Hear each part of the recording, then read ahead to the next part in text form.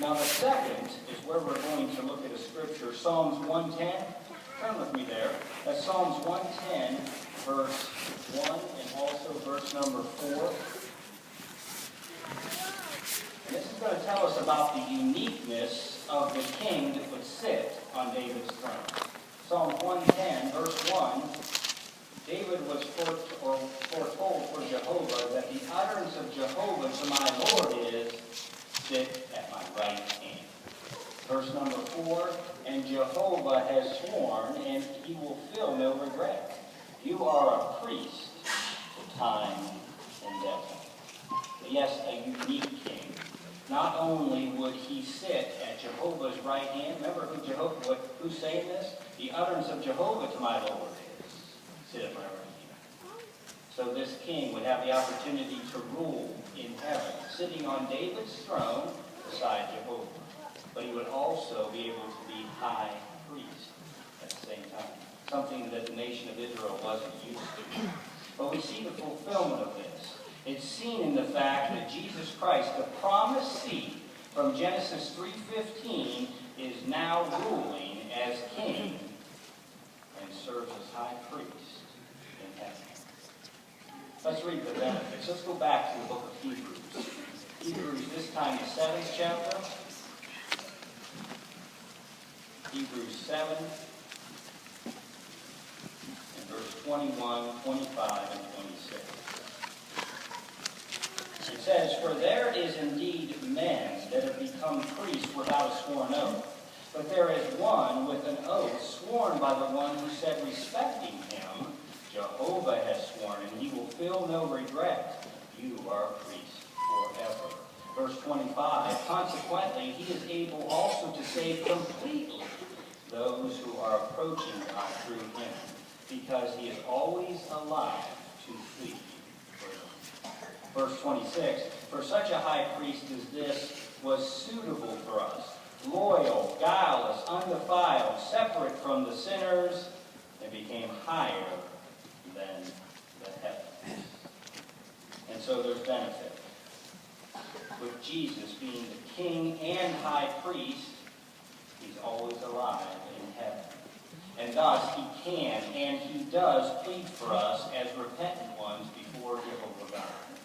And that puts us in a position that we can come into and stay in an acceptable relationship with Jehovah.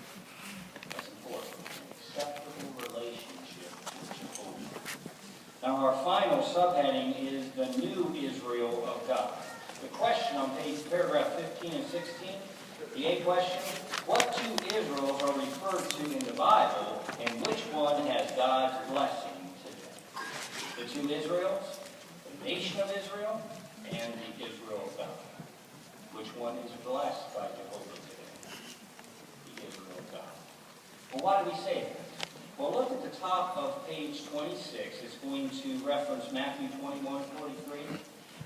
Jesus, when he was on the earth, he spoke to the religious leaders of his time, and he said, the kingdom of God will be taken from you and be given to a nation producing its fruit. The nation of Israel lost out because of their disobedience, because they rejected Jesus Christ and had him put to death. They lost out. Lost out on being a covenant people with Jehovah. Lost out on being his friend.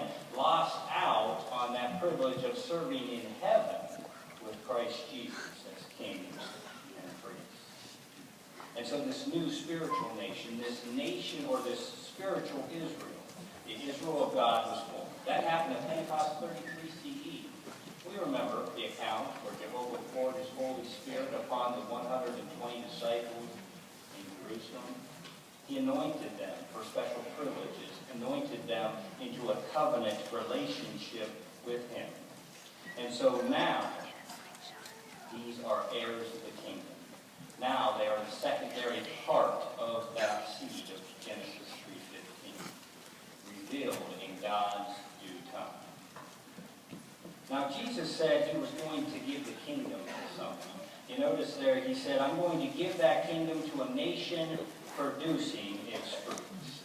And since this first century, down to this very day, December 16, 2012, these anointed ones are showing that they are producing good and acceptable fruit before Jehovah God.